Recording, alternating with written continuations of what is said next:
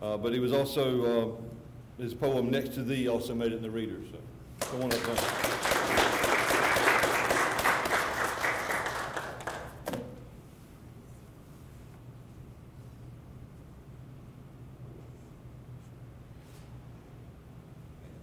Thank you.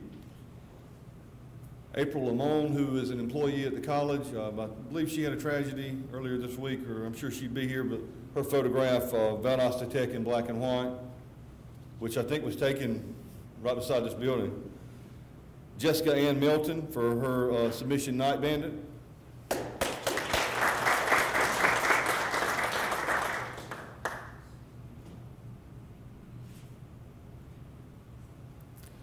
Priscilla Sumner, who is here tonight, and I started to call her name and make her read, but I didn't. She submitted a photograph and a story, A Walk on the Beach, and the photo is called St. Simon's Reflections.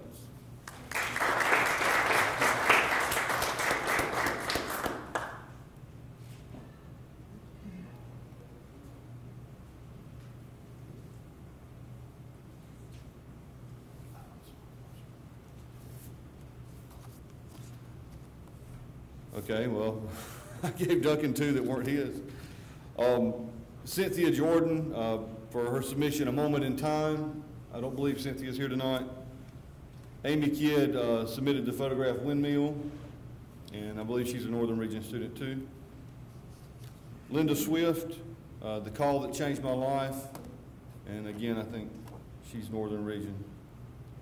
But Elizabeth Tomlinson for Watching Myself Die, she read that here tonight.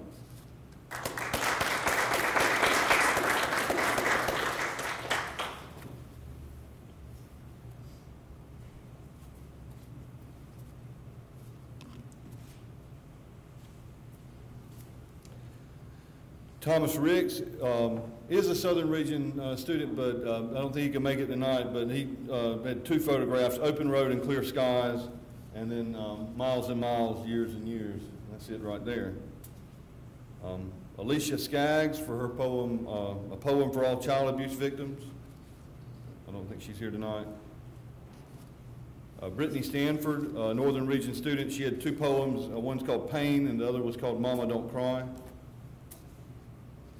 Loretta Varnador, again from the Northern Region, she had a couple of poems, Let Me Be, I'm Tired, and Just One. And Kaylee Walker submitted a lot of photography. She's a Northern Region student. Her photograph is actually the cover of the journal this year, Sepia Colorization. She had another photograph called Butterfly, another called Left Alone, another called Setting in Red, and then the back cover, Sepia Fence. Caitlin Weeks from the Northern Region. She had several poems, The Beauty of Your Love, The Truth Behind the Smile, Lost Love, and Kelly Weatherington for Granny, which she read tonight.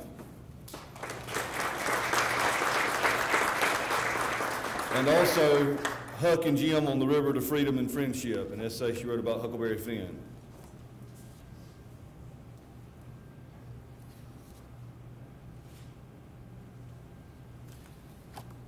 And the last student, again, will be at the ceremony. No, I got two more, I'm sorry. Haley Williamson will be at the ceremony tomorrow night for Mirror, Mirror, Karma, and Unanswered Cries. And Susan Zipperer is the last one. She's not here. Former employee at the school. She wrote this great poem called Papa's Rooster. But let's give them all one more round of applause.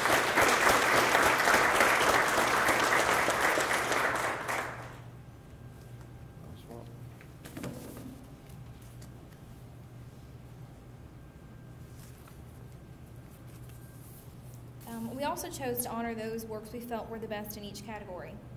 It's cliche to say it, but obviously these were difficult decisions for us to make. We call these the Best in Genre awards.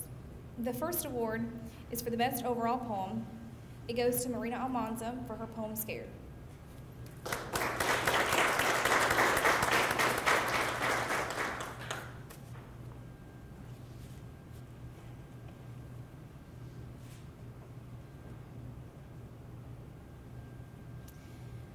The next award is for Best Personal Narrative. It goes to Elizabeth Tomlinson for her personal narrative, Watching Myself Die.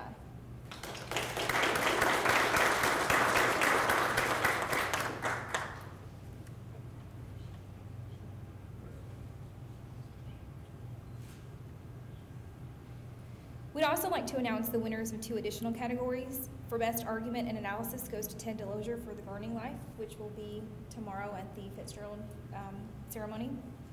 And also for Best Photo Submission, the award goes to Kaylee Walker for Sepia Colorization, which is also the cover of the journal itself. So we'd like to give them a round of applause even though they're not here tonight. Finally, we felt that another award should be given in recognition of hard work and dedication one student showed. This student took on the challenge of compiling the entire journal in just a few short weeks. He showed true talent, creativity, and patience while working on this project, so we are honored to recognize Mr. Courtney Parks with this Excellence in Publishing Award.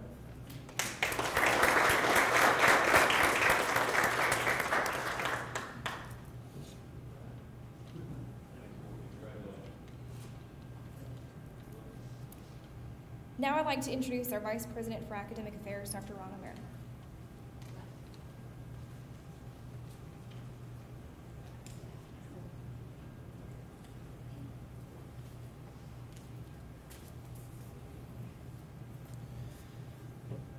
I just want to say a few words before we adjourn. English poet John Keats once said, I quote, "I'm convinced that next to fine doing, fine writing is the top thing in the world," end quote. I think what we've seen here and heard tonight, we've seen obvious proof of that here this evening. To the students, parents, and community citizens, I encourage you to continue your fine doing and your fine writing. Your community depends on your voice. For those of you that came up here this evening, I know it's challenging to take thoughts and put it down on paper to share with everybody.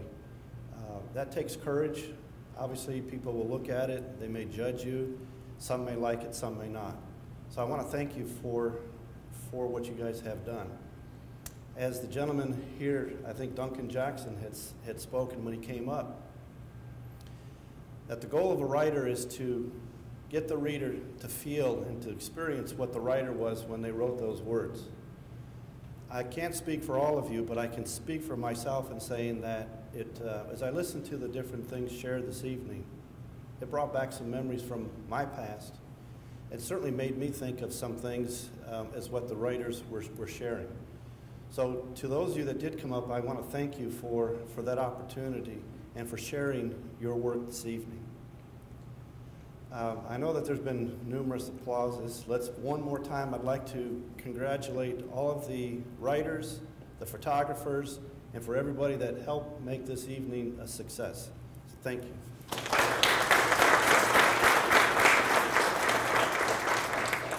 In closing, please join us for refreshments. We're going to open the wall over here and we have some food prepared for you. So please partake in that and to visit with your fellow writers. Thank you for coming this evening.